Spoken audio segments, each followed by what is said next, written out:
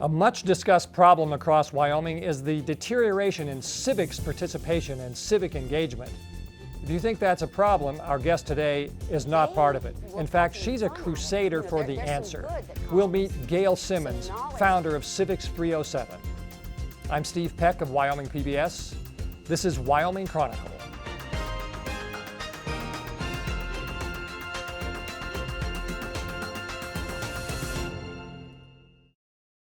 Gail Symons, welcome to Wyoming Chronicle. We're talking today about civics, which is your more than your pet project. I describe it as your crusade practically these days. It's not that easy to define. How would you define it? Civics. Well, I always like to go back to my mom, who, if I ever grow up, I want to be just like her. Say her name while we're here. Her name is Gail Symons. Okay. Very involved in the community. Mom used to say that government is nothing more than the way in which the community manages itself.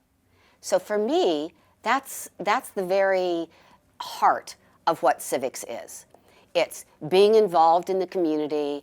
It is identifying and supporting people who act as our representatives, whether it is at the local, county, or state level, who will help to or work towards building that community and reinforcing that community on the behalf of all of us. So it has this loose definition maybe for a reason.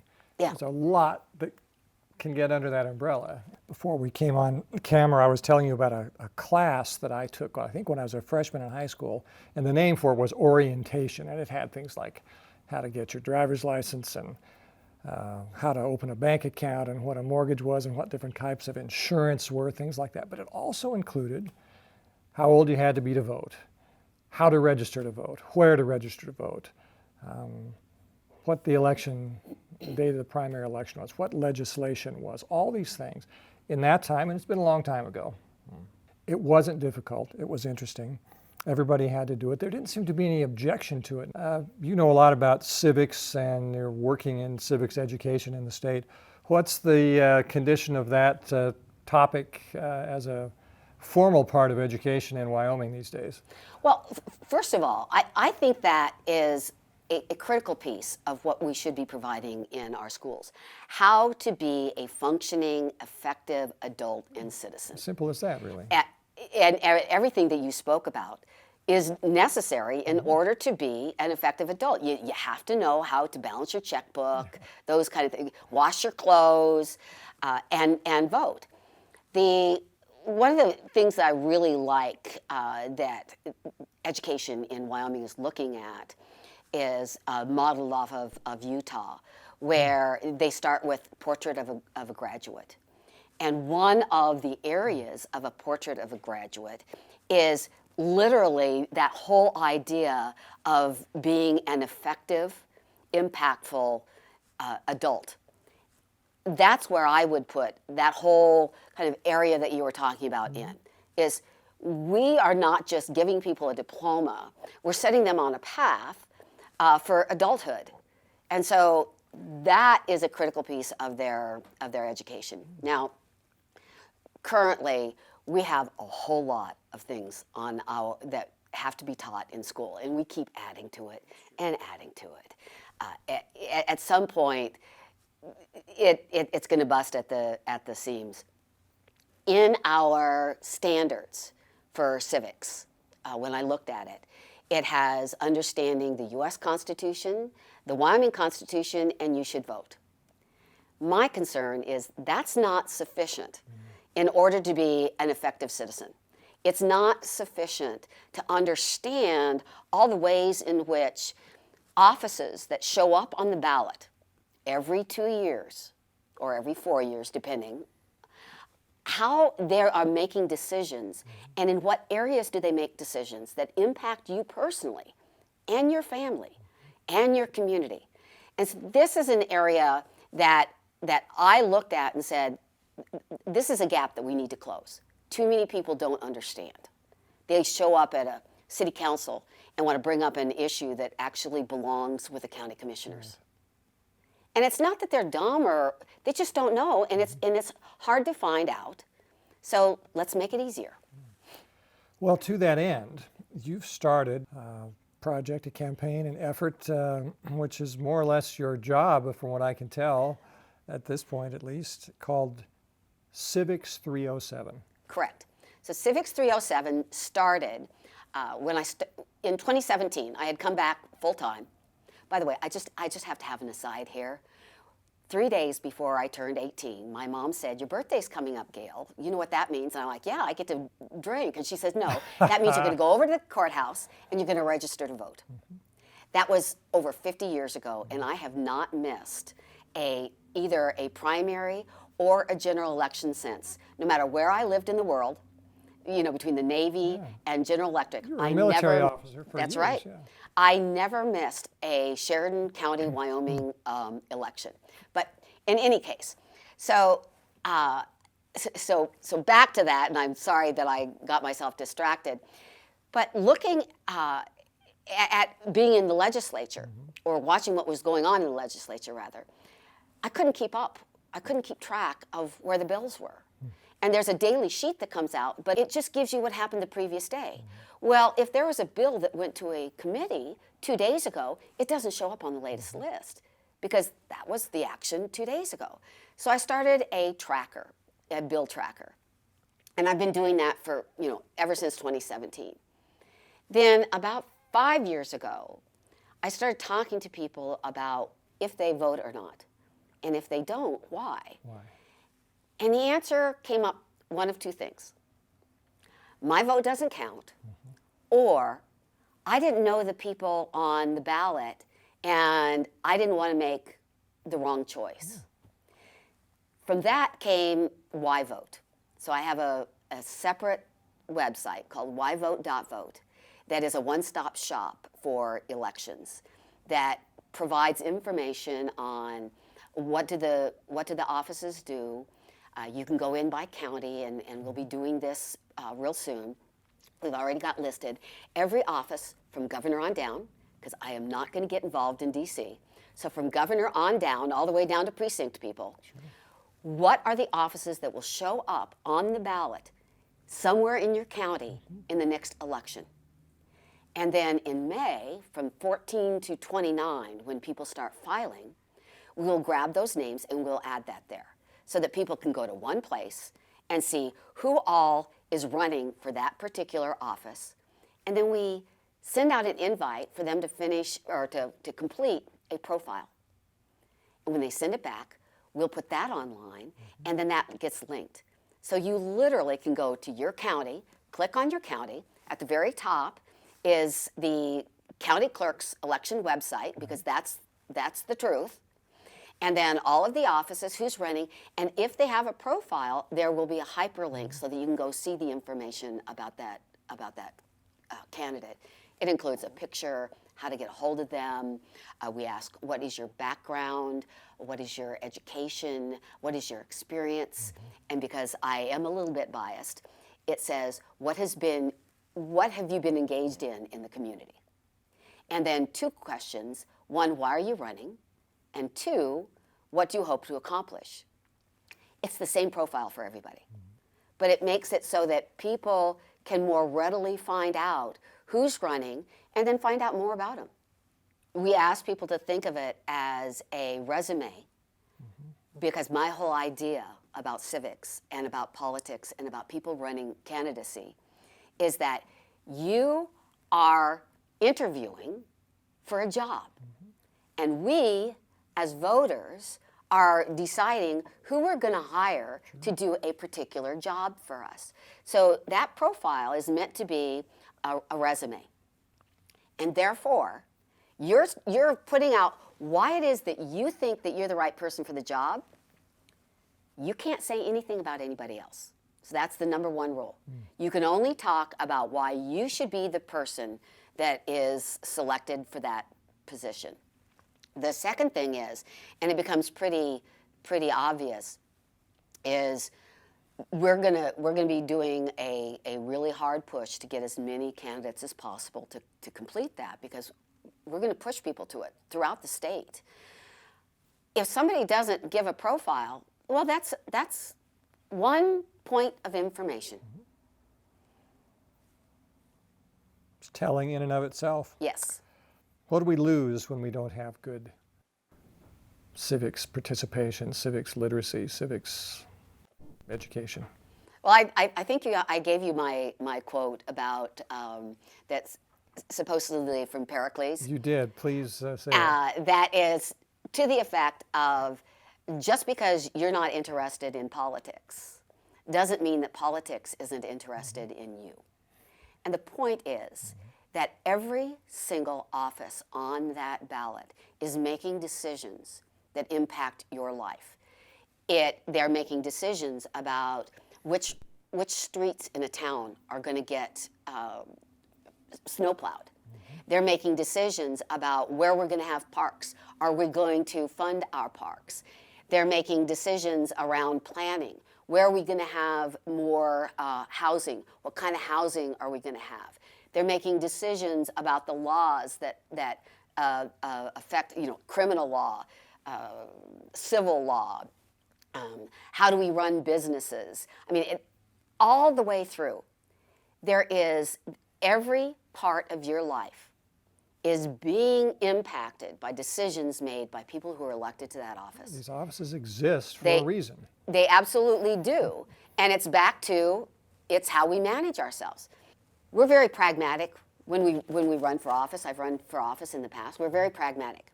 You only need 50% of the voters plus one. So you go out and you knock on the doors of those people who are already registered, and you talk to them. And if it's for the primary, it's those that are registered in your own party. And you're just trying to get 50% plus one. If you're not registered to vote, they're not coming to your door. They're not knocking and having a conversation with you. Who could blame them? Well, yeah, because it's a numbers game. Yeah. It's one of the reasons why it's so important to me that that candidates indicate how they're out in the community. Do they show up for Rotary? Do they show up for Chamber of Commerce events? Are they involved with a school? Are they a part of the Elks Club? Like, where are they that they are interacting with other people who may have different ideas? But the number one way that you make sure you're in the conversation is that you register and you vote and you show up when they have a forum, or there is an event where candidates are at, and you show up and you talk to them. Yeah. And in Wyoming, that's still quite possible to do. In other places, more difficult to do. Yeah. But it's not hard to find a city council member, or a school board member, or even a legislator if you want to. Well, they're all around. You run into them at the grocery store. Yeah. You'll see them on the street. You'll see them at a high school sporting event. You have to know who they are, but again, your interest is what sparks that. The last time I ran, one of the things that I would ask people, besides residential property taxes, because that was a given, Yeah. what are the other issues that you're concerned with? And so many times I'd get, well, there's so many and I just can't keep up. Interesting. So I tell folks, find one or two issues that matter to you. It's overwhelming if you have too many of them. But find one or two. Do you have kids that are in school? Have it be public schools. You are an outdoorsman or a hunter, maybe it's public lands. So find one or two things and get knowledgeable about that. And then use that as a basis for how you're evaluating people who are running, or the conversations you're having with them. That's a skill. I'm going to come back to Civics 307. Please. Because now what I'm doing, we are expanding Civics 307 to be not just about the legislature. There'll still be a piece of that, but we're expanding it into a Wyoming adult civics education e-learning site. It's going to start with 15 modules, and these will be no more than 10 minutes videos. We will also have PowerPoints and infographics and some audio, some podcast, because different people like to learn in different ways. But we want to make it so that it's how do you eat the elephant, right? One bite at a time. One bite at a time. So we're going to have 15, and it will cover all of the offices that will show up on this year's primary election, again, from governor on down. So the top 5 state electeds, legislature, the 8 county offices. Many people don't even know that there's 8. And then the combined mayor and council. And those are all going to show up in the August primary. And then when we, once they get past the primary, we will add some more because there's some nonpartisan Right, the school boards. and special districts and college trustees that will show up. If you're going to hire somebody for a job, there's really 4 parts to it. Number one, you need to know what the job is that you're hiring somebody for. So if somebody is running for county clerk, how do you determine who the right person is if you don't know what the county clerk does? So you need to know what the county clerk does. You need to know that the candidate knows what the county clerk does. Good point. The third is that candidate needs to be able to relate their experience into what the county clerk does, because they may not have been a county clerk before, but they should be able to articulate how their skills and knowledge, education, experience rolls into that. And then fourth, they need to be able to articulate why they are the best person for that job. Because again, you're interviewing them to do a job for you. And in this particular case, it's the county clerk. So making it accessible so you can find out what do these jobs really do is important. I kind of smiled, maybe I grimaced, but I kind of smiled on a recent announcement of somebody running for an office, and they said that they were going to keep taxes low. That office has zero to do with taxes. So that may be important to you, but if that's the most important thing, then maybe this isn't the office that you want to be running for. What's happened in Wyoming and in this country, do you think, from the days when I was enjoying taking a class about registering to vote and who my local city council people were, to now when, as you say, so many people say, well, I don't care about it, it's boring, my vote doesn't count, doesn't affect me. What went wrong over the past decades that's brought us here? We've lost connections. And probably the worst, some of the best and worst things that has happened to us is the internet and social media and the degree to which we can be disconnected from other people, and we say things and we do things and we write things that we would never, ever do to a person's face. And so that disconnect, there was a study done, I think they were trying to figure out why really good people do horrible things. And the more you're disconnected from the impact of your actions, the easier it is to take actions that harm others. And that, I think, is a piece of it. So we're disconnected. We also have a barrage of information. We used to go from maybe not having enough information to we have way too much information, and the problem is we don't know what's good and what's bad. Because there's so much of it. And critical thinking is something that we probably don't teach enough in our schools.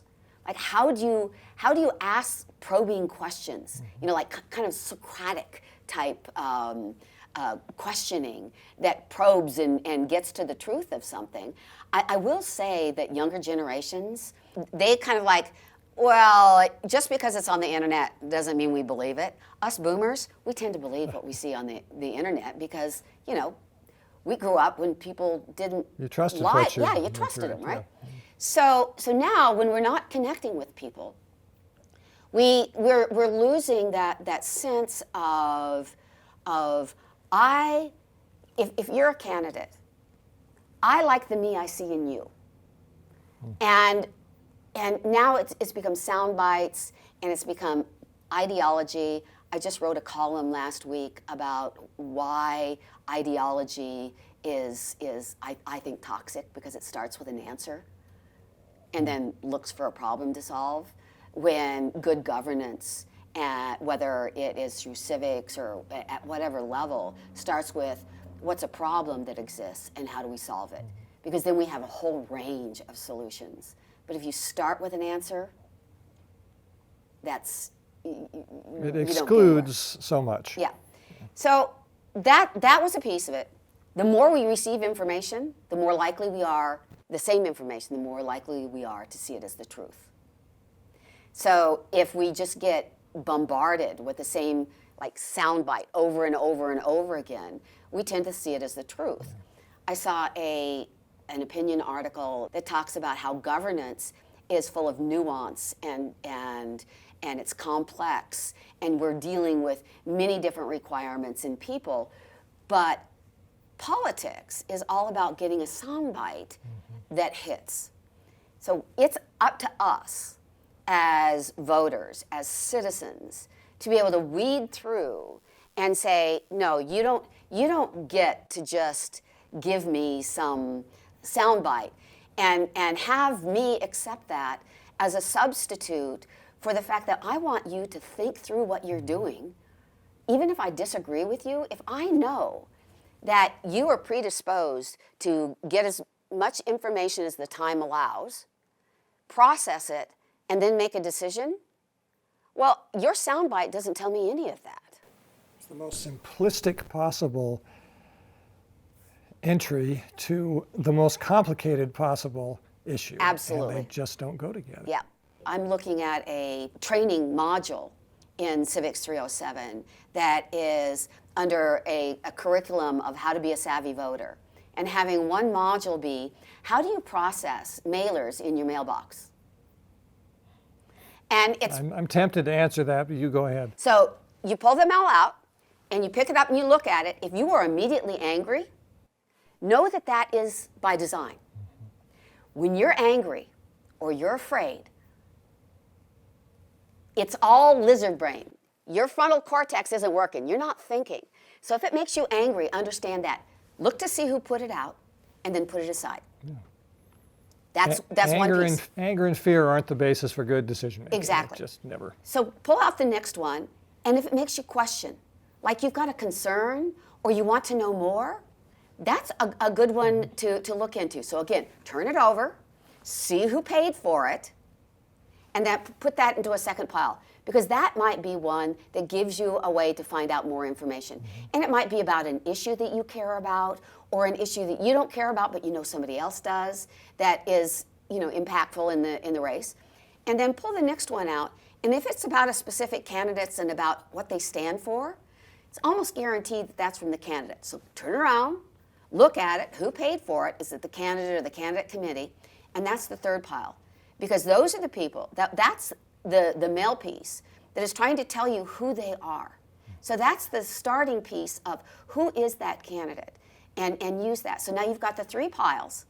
And when you're looking at that one that makes you angry, mark down who that came from. Because they might start getting sneaky. Always look to see who paid for that particular piece.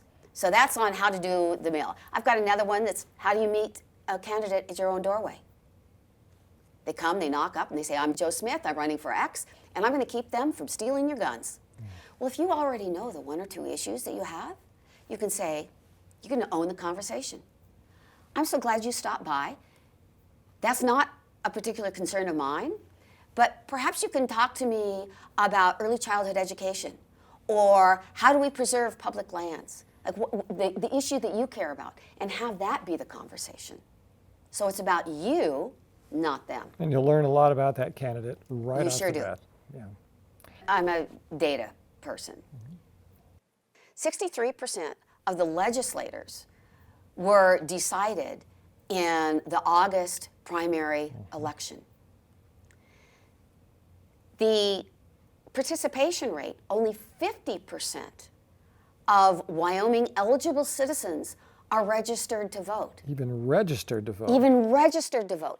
And in August of 2024, where normally 70% of Republicans and about 50, maybe a little less than 50% of Democrats show up to vote in those partisan primaries, where historically, for example, 70%, it was down 10 points.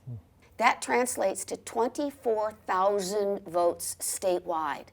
So if we can increase the number the percentage of eligible citizens who are registered, and increase the number of registered voters that participate. And to do that, we make it really accessible for them to learn what are the offices, what are the processes, who are the people that are running, so that they feel comfortable, that they know enough to select the right person for them. Again, back to what's in my selfish best interest. And I think that we can actually have numbers where that shows up.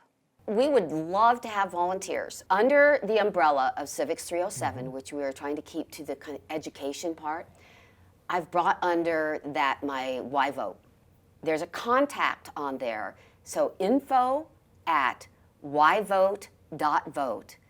And let us know where you are, what you're interested in doing. The more volunteers we have, the better. And again, it's strictly nonpartisan. I honestly don't care what your politics are. This isn't about politics. This is about community. You are a true believer, and it's an important topic, and you're putting everything you have into it, and that in itself is an inspiration. Gail Symons, I appreciate your time. I hope our viewers do as well, and thanks for being with us on Wyoming Chronicle. Thank you.